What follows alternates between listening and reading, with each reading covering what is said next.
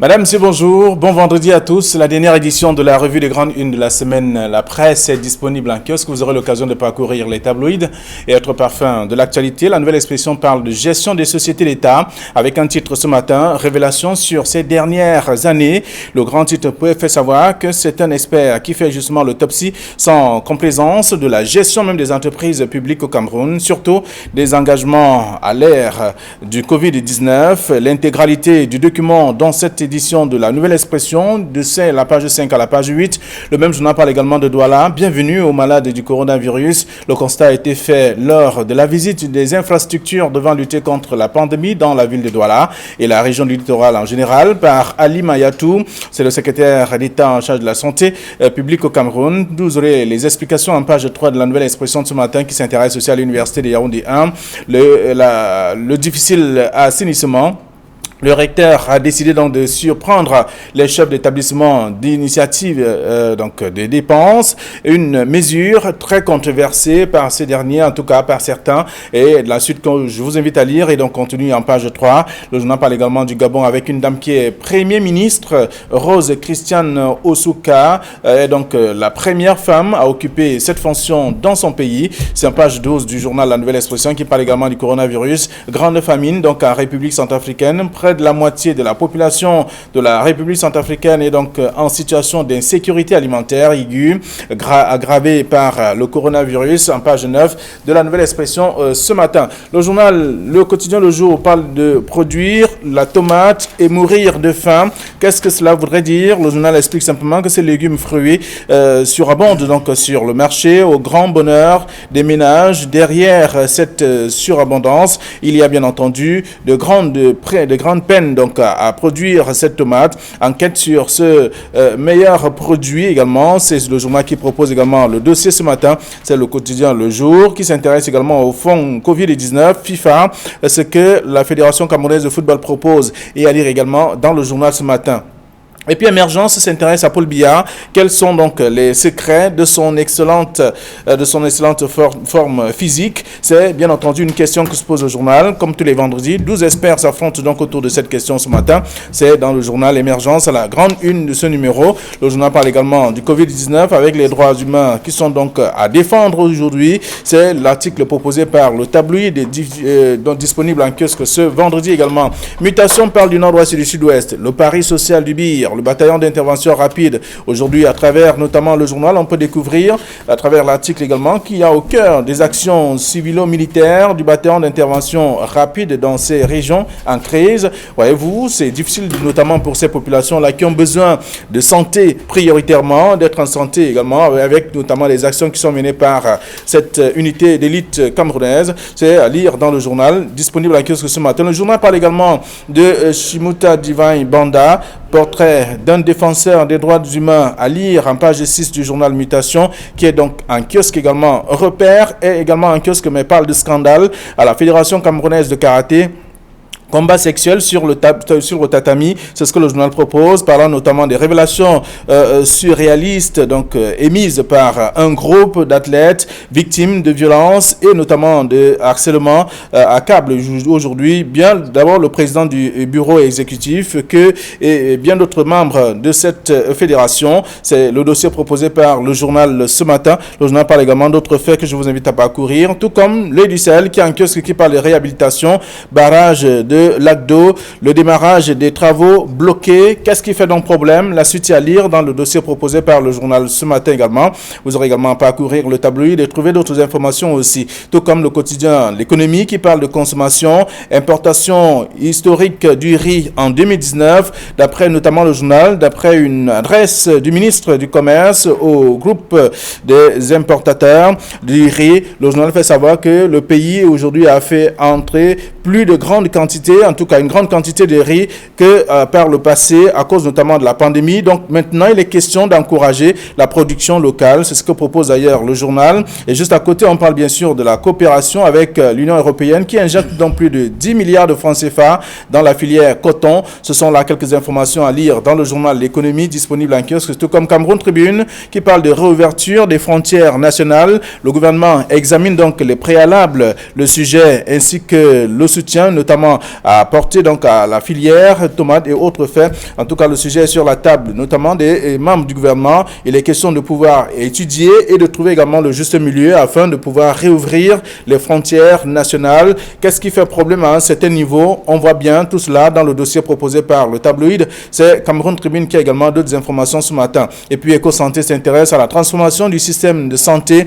Le challenge du docteur Malaouda Malachi et du professeur Louis Richard Ndjok, le nouveau secrétaire général du ministère de la Santé publique, selon bien sûr le journal ce matin. Le nouveau secrétaire général de la Santé publique pour Louis Richard Ndjok, qui a pris fonction le 10 juillet dernier, dans un contexte d'ailleurs non seulement marqué par la pandémie du coronavirus, mais aussi dans un environnement où le ministre Malachi Malaouda est donc décidé à humaniser les soins et services de santé au Cameroun. C'est à lire en page 8 du journal, disponible en kiosque ce matin. Le journal parle également de la riposte contre le Covid-19. En Gaoundéré, le port du masque, abandonné carrément, personne n'y porte encore. C'est ce que le journal propose aujourd'hui dans le journal ce matin. Le journal revient également sur la gestion même du Covid-19. L'hôpital régional annexe des DA au front contre cette pandémie. Ce sont là quelques informations à lire dans le journal Éco-Santé de ce vendredi. Voilà ce que la presse nous propose avec Camille Néleki avec nous sur ce plateau. Bonjour. Flavien Balondongo, bonjour. Bonjour Georges Sémé. Bonjour téléspectateurs d'Equinox Télévision et bonjour et bienvenue au général de corps d'armée René Claude Meka qui est ici, qui a fait une descente, qui est sorti de Yaoundé depuis mercredi, qui est en train de faire le tour. Il était dans le sud-ouest avant-hier, il était dans le nord-ouest hier et aujourd'hui il est dans le littoral. Il est en train non seulement de jeter un coup d'œil et surtout de remobiliser ses officiers sur le plan opérationnel, mais aussi de constater, parce que au sud-est et au nord-ouest, il a dû constater effectivement la réalité du terrain. C'est pas tout d'attendre des rapports. Moi je pense que là tout à l'heure, il est possible qu'il fasse une conférence de presse pour dire aux journalistes ce qui se passe et que au-delà de ce qui vient d'un peu partout, que les gens puissent avoir... Alors, il a constaté quoi? Que c'est calme dans le sud-ouest ou nord-ouest? Ah non, surtout pas. Il n'a pas constaté que c'est calme. D'ailleurs, même l'une des motivations de sa descente dans le sud-ouest, c'est après l'enlèvement des humanitaires et le meurtre de l'un des agents de Médecins Sans Frontières. Moi, je pense que c'était assez suffisant pour qu'il descende lui-même sur le terrain et touche du doigt les réalités. D'accord, merci d'être là ce vendredi. Georges Sémé, bonjour. Bonjour à vous, M. Nogo. Et bienvenue. Merci, bonjour aux doyens, bonjour à nos chers téléspectateurs. Je vais profiter de cette occasion pour adresser un coup de chapeau au maire de la ville de Douala, Roger Bassandine, qui est personnellement descendu dans les rues de Douala hier afin de distribuer des masques faciaux aux populations. Ça dénote tout simplement de ce que le constat a été fait, qu'il y a un certain relâchement dans les mesures barrières, le respect des mesures barrières. Donc, il est descendu personnellement dans les marchés, il a distribué aux Benskin, aux petits commerçants, à tout le monde qui passait des masques. Donc, ça veut dire que la lutte contre le Covid-19 n'est pas terminée et les derniers chiffres qui ont été rendus publics par le ministre de la Santé hier indiquent que le combat continue. Le Cameroun est quand même à 16 000 cas.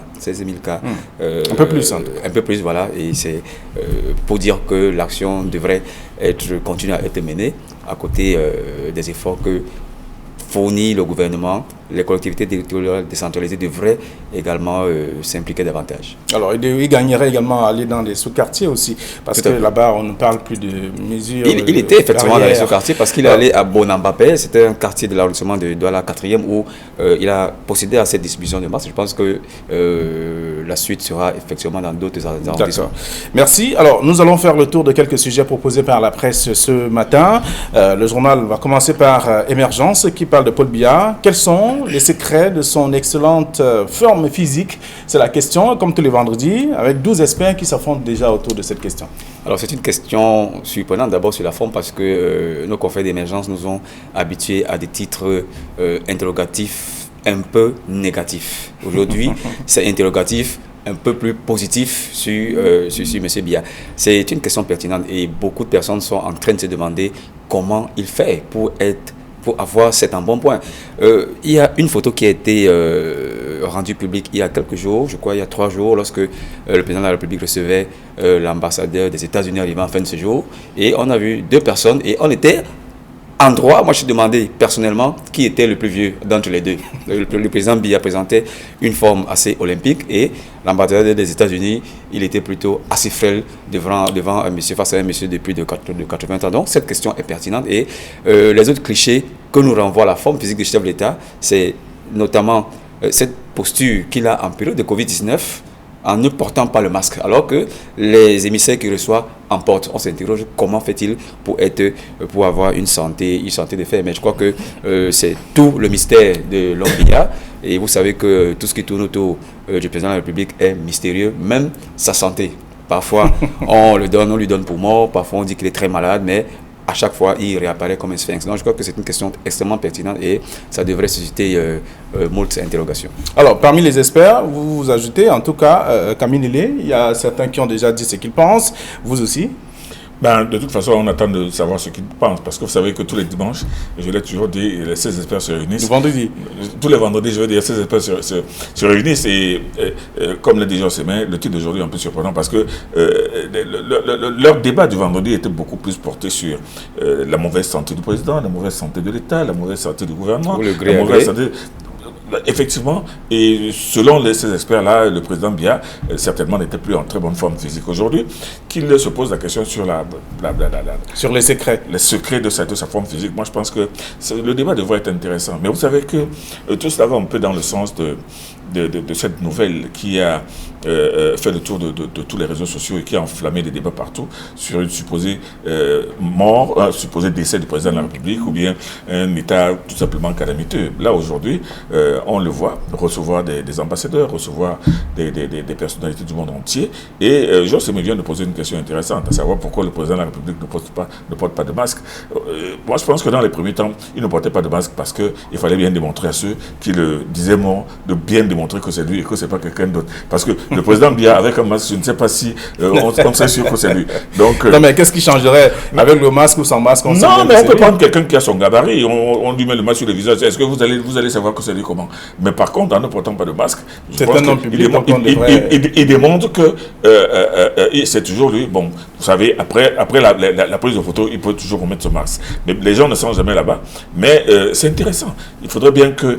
là, ce que je demande à Émergence, c'est qu'après son débat du vendredi, qu'il nous rende un peu compte dans la semaine pour nous dire ce que les experts ont conclu. D'accord. Alors, vous aurez également l'occasion de lire Émergence ce matin. Vous voulez ajouter quelque chose? Oui, parce qu'on doit pour rajouter à cet intéressant sujet, on nous a soufflé que le président de la République aimait bien manger bio, qu'il aimait manger la nourriture du terroir et qu'il buvait du bon vin qu'on appelle le Pétrus. Le Pétrus qui conserve, paraît-il, l'homme dans toute sa jouvence. Voilà. En tout cas, le journal Émergence pose la question: que sont les secrets de son excellente forme physique? Il y a déjà 12 experts. Vous aussi, vous aurez l'occasion de dire ce que vous pensez ou de répondre à cette question également. Alors, le journal La Nouvelle Expression parle de gestion des sociétés d'État. Révélation sur ces dernières années. On voit bien qu'il y a des visages, des personnalités bien connues de la République qui marquent depuis la longévité même, et aussi le travail fait jusque-là, bon ou mauvais, chacun va de son précis prêchant. Oui, vous parliez de certains visages que la Nouvelle Expression a révélé dans sa grande une. Je vois Camille Mouté du Fonds national de l'emploi, je vois M. Moudiki de la SNH, je vois Mme Yawa Issatou de la SNI. Je crois que c'est un important dossier qui a été dévoilé aujourd'hui par la Nouvelle Expression, qui relaie une enquête qui a été effectuée par Viviane Ondouabibolé, qui est très bien connue du paysage médiatique camerounais et qui est une experte en matière de gestion des entreprises publiques. Elle a donc mené une enquête sur la gestion de la société d'État. Elle est revenue sur les différents textes qui encadrent les établissements publics et les entreprises publiques, parapubliques et publiques. Mais je pense qu'il y a eu des récentes réformes sur la loi de 2017 qui porte le statut général des entreprises publiques. Il y a une réforme qui a été effectuée et il y a également eu des décrets qui ont été pris en ce qui concerne les indemnités et les avantages des dirigeants des entreprises publiques. Donc, elle propose que la réforme aille davantage en profondeur parce qu'elle estime qu'il y a certains dysfonctionnements qui sont observés dans la gestion et dans la structuration même de ces entreprises publiques. Et je crois qu'on a vu parfois ici que la plupart des gestionnaires des entreprises publiques finalement se retrouvent soit en conflit de compétences. Par exemple, entre le président d'un conseil d'administration et un directeur général, il y a des conflits de compétences alors que c'est bien encadré dans les textes qui encadrent le statut général des entreprises publiques. Mais on constate également malheureusement que la plupart des grands de ce pays qui sont en prison, ce sont les gestionnaires malheureusement des entreprises publiques. Et on peut en citer à l'appel des cas comme ça. Donc je crois que c'est un dossier très important et elle a finalement révélé qu'il y a certains directeurs généraux qui sont en poste aujourd'hui, qui sont en poste en porte-à-faux avec les textes. Et je crois que ça mériterait d'être lu en profondeur parce que ça nous enseigne sur comment la gestion des entreprises publiques est effectuée dans notre pays. D'accord. Alors, le dossier proposé par le journal, c'est un expert qui fait d'ailleurs le top 6 sans complaisance, même de la gestion des entreprises publiques au Cameroun. Et là, le journal repère aussi qu'il n'a pas raté l'occasion de revenir sur ce cas avec le professeur Viviane Biwole, Viviane Ondoa Biwole, c'est elle d'ailleurs qui révèle tout cela. Et avec une question ce matin, réforme des entités publiques, quel bilan 3 ans après? Karine Valou-Nongo, vous faites bien de parler d'autopsie. Vous savez, on ne fait l'autopsie que sur un mort. Et le plus grand constat que l'on peut faire au sujet des entreprises au Cameroun, c'est qu'elles sont toutes mortes, elles ne marchent pas. Ne parlons pas de celles qui ont été bradées ou vendues, mais aujourd'hui on réalise que c'est vraiment l'immobilisme, c'est vraiment la non-compétitivité, c'est vraiment la mauvaise gouvernance, et ce qui fait que la nouvelle expression aujourd'hui avec Madame Biwole, qui a pensé à faire ce dossier, va un peu permettre aux Camerounais lambda de comprendre un peu ce que c'est que ces entreprises publiques qui ne marchent pas, mais dont les noms sont ronflants, et dont les directeurs sont en place depuis des décennies. On peut parler par exemple du FNE, où le directeur général est là depuis 30 ans. On peut parler de la SNH, dont le directeur est là depuis 25 ans. On peut parler de l'Antique, le directeur est là depuis 18 ans, de la SNI depuis 17 ans. Comment est-ce qu'un seul individu peut être à la tête d'une entreprise depuis plus de 10, 15, 20 ans? C'est anormal. Bon, maintenant, à supposer même que cette entreprise marcha ou bien donna des résultats assez intéressants, mais aujourd'hui, en réalité, ce sont des entreprises qui ne sont là que pour la galerie, qui ne font pas marcher, qui ne créent rien de nouveau, et au contraire, qui, pour certaines, on s'apprête même à en vendre certaines. Donc, moi, je pense que le dossier de la nouvelle expression, un dossier de 4 ou 5 pages, est très, très intéressant, très édifiant, et permettra certainement au Premier ministre, chef du gouvernement, et même peut-être président de la République, de regarder un peu plus en profondeur sur le problème de ces entreprises d'État qui ne sont là, effectivement, que comme des meubles, mais en réalité, qui ne font pas avancer le pays.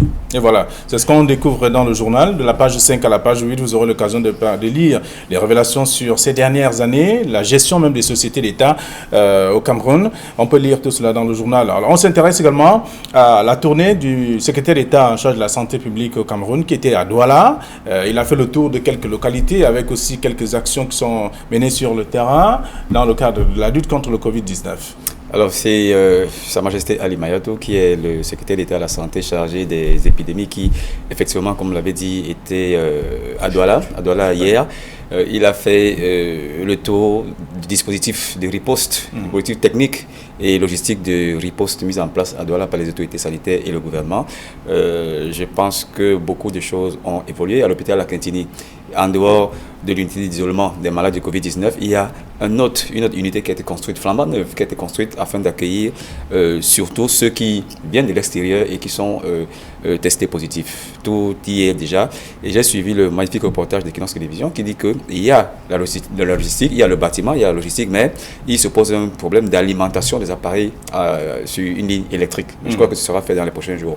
Il s'est également rendu du côté de Yassa. Et les délais aussi de construction qui n'ont pas été respectés. Exactement. Il s'est rendu du côté de Yassa, qui est un centre d'accueil des malades du Covid-19, où il a également constaté qu'il y avait la logistique et que tout se passait bien. Je crois que la riposte gouvernementale face à cette maladie a été appropriée jusqu'aujourd'hui, en dehors de ce que certains auraient peut-être souhaité qu'il n'y ait pas de trafic autour de ce qu'on appelait la gratuité dans le test, parce que on nous a dit qu'il y avait quelques dysfonctionnements en ce qui concerne la gratuité du test. Mais on l'a rappelé. On attend toujours généralement massif que le test est gratuit et la prise en charge également est gratuite, même si on observe qu'il y a des cas isolés où il y a des petits trafics d'influence, où on veut marchander le service du Covid-19. Mais je pense que tous les services Covid-19 sont pris en charge par l'État. Et je crois qu'il a également abordé ce sujet avec les responsables des unités sanitaires de Douala, de veiller à ce que tout le processus de tests et de guérison ou alors de prise en charge du Covid-19 soit gratuit. Donc, je pense que c'était une tournée assez opportune qui vient prouver que non seulement l'État s'est déployé, mais également que le Covid-19 continue de persécuter le Cameroun comme le monde entier. Très bien, c'est un article que vous aurez à lire en page 3 de la Nouvelle Expression ce matin. Et puis mutation, Camille Nélé parle notamment du nord-ouest et du sud-ouest avec le Paris social du BIR, le bataillon d'intervention rapide, qui est également sur le terrain et prend en charge quelques cas sur le plan de la santé. On voit que Mutation a mis un zoom particulier sur le BIR. Vous savez très bien qu'il y a quelque temps, série d'articles où vitriol avait été balancé dans les réseaux sociaux parlant du BIR comme d'une milice créée par le président de la République, une milice encadrée par des Israéliens qui feraient ceci, qui feraient cela. Et moi, je pense que ce n'est pas le premier article de Mutation. Je pense aussi que le jour avait fait un article, non seulement sur une meilleure connaissance, une connaissance un peu plus approfondie des missions du BIR et surtout de la diversité de ses champs opérationnels. Parce qu'il y a le BIR sur l'eau, il y a le BIR dans le sud-ouest, dans le nord-ouest, à l'extrême nord ou dans la Damawa. Et là, aujourd'hui, Mutation fait un zoom sur un aspect que beaucoup de personnes ignorent, c'est-à-dire que le volet sanitaire et humanitaire, c'est-à-dire que l'encadrement des populations et même parfois la reconstruction des hôpitaux, l'encadrement des populations qui sont non seulement malades, blessées, mais en situation de détresse. Donc c'est un autre aspect, une autre facette du BIR qui est inconnue, mais en réalité qui est opérationnel depuis plus de 5 ans, où le BIR n'est pas seulement pour porter des armes, n'est pas seulement pour tirer ou se faire tuer, mais il est là aussi pour assister les populations. Moi, je pense que cet article de Mutation est assez consistant et intéressant. Il faudrait que les gens le lisent pour comprendre que le BIR, c'est pas seulement ces hommes en tenue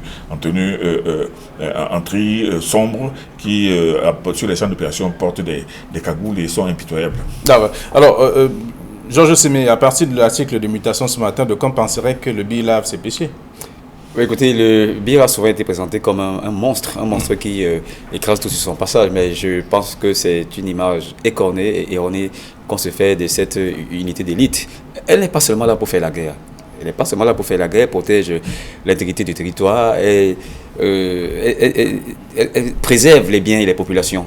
Mais elle a une composante sociale qui est assez déterminante. Elle construit les écoles, elle fabrique même des bancs, des tables bancs, etc., etc. Et maintenant, elle s'implique également dans la lutte contre le Covid-19. Donc, ce n'est pas le monstre qu'on nous présente souvent. Et cette composante sociale devrait aujourd'hui laisser penser que le BIR n'est pas été créé pour préserver le pouvoir d'un homme ou alors pour tuer des compatriotes, mais également il y a une composante sociale très importante et qu'on devrait révéler. Et c'est en cela que nos confrères de Mutation, contrairement au titre qu'ils ont rendu public il y a une semaine, qui présentait le BIR sur un autre aspect, ce titre d'aujourd'hui montre quand même que le BIR a également un devoir social à l'envers des populations qu'elle protège. D'accord, c'est Mutation. En tout cas, le quotidien, Cameroun Tribune, ce matin, parle de la réouverture des frontières nationales.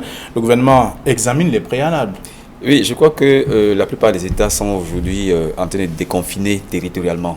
Parce que la majorité des États ont fermé leurs frontières et on l'a vu aux États-Unis, en Amérique, en Asie, en Europe, etc. La plupart des États sont en train d'ouvrir les frontières. Le Cameroun s'est engagé également dans cette dynamique, d'abord en autorisant certains vols commerciaux à certaines compagnies. Je crois que c'est un début d'ouverture des frontières. Mais maintenant, il faut prendre bien évidemment des préalables avant de revenir sur ce flux de trafic de personnes et de marchandises qu'on a observé avant la période du Covid-19. Vous savez que lorsqu'on ouvre ces frontières, le risque de la propagation du Covid-19 est également grand. Donc il faut prendre des préalables sur les portes d'entrée maritimes, aériennes et terrestres afin de minimiser autant que se peut l'impact du Covid-19 après l'autorisation d'ouverture de ces frontières. Donc les mesures sont d'être prises, mais il faut que ces mesures soient accompagnées de gestes forts, parce qu'il ne suffit pas de prendre une mesure et de ne pas mettre les dispositifs de riposte en avant-garde à l'entrée et à la sortie de nos pays. Donc si le gouvernement examine les préalables, je crois que c'est de bon temps, parce qu'on ne peut pas indéfiniment fermer les frontières, ça tue l'économie. Et tout à l'heure, le même journal présentait la tomate.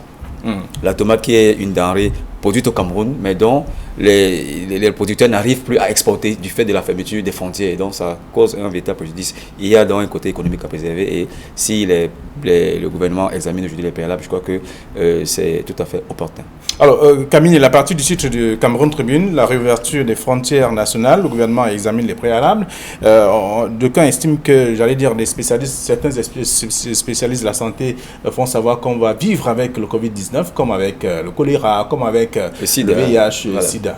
Non, mais vivre avec le Covid-19, c'est-à-dire vivre avec la présence actuelle du Covid-19, parce que c'est une pandémie qui n'est pas là pour durer, et on l'espère d'ailleurs, puisque le monde, la Terre a connu des pandémies tout aussi calamiteuses. Non, mais c'est qu'aujourd'hui, avec une plus grande mobilité des gens, avec une plus grande proximité sur le plan économique, sur le plan du sport même, on ne peut pas rester cloîtré comme ça. Les gens, le monde entier ne peut pas continuer à rester cloîtré comme ça pendant toute une éternité. Vous regardez, vous voyez bien les matchs de football qui ont essayé de reprendre aujourd'hui en Europe, et les gens se demandaient même avec les mesures barrières s'il serait encore possible qu'un match de football même se joue, puisque on voit mal comment les joueurs peuvent ne pas se toucher dans un match de football. Après un but, il faut même se toucher. Attendez, quand vous arrivez avec le ballon, l'autre, vous voulez l'empêcher pas de jouer. Il y a forcément contact. Il y a forcément contact. Les gens se posaient bien la question.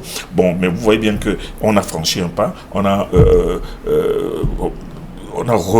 réouvert les championnats, mais vous voyez, mais c'est avec des gradins vides. Bon, les gradins vides, on peut bien se poser la question, parce que les fédérations vont faire comment, les équipes vont faire comment? Parce que si ces équipes étaient capables de payer des professionnels à 50, 100, 200, 300 millions de francs CFA ou 1 milliard, mais comment est-ce que ces équipes vont continuer à payer alors qu'il n'y a personne dans les gradins? Donc, ce problème aussi va se poser aussi bien pour eux que pour nous. Vous avez, Georges s'est même parlé tout à l'heure du problème de la tomate, qui n'arrive même pas à s'exporter, alors que la tomate camerounaise s'exportait énormément dans la sous-région, et aujourd'hui les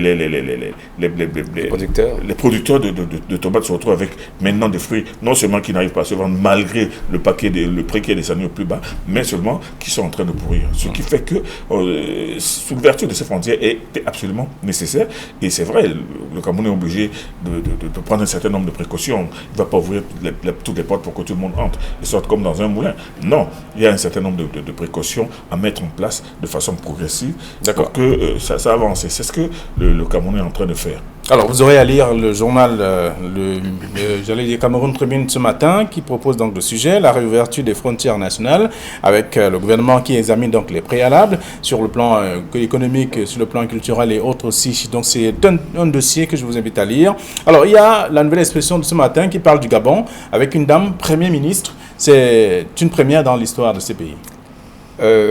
Oui, mais je retiens plutôt que le Gabon est entré dans un cycle d'instabilité en matière de Premier ministre. Généralement, les Premiers ministres ne durent pas là-bas, ne durent pas beaucoup. Et Iso Senghondé, je crois, il a fait 3 ans. Avant lui, il y avait M. Bekale qui n'ont pas duré. Ça prouve que ce pays est instable politiquement. Depuis que le président Bongo est tombé dans une sorte de maladie qu'il a un peu affaibli, avec cette tentative de coup d'État également, mais avec des conflits, même au sein du sommet de l'État. On change régulièrement de Premier ministre. Que ce soit aujourd'hui une femme, pour moi c'est bien. Il y a une alternance dans le genre. Elle va relever les défis qui ont été exactement difficiles à faire pour les hommes. Voilà, il y a une alternance dans le genre, c'est très bien.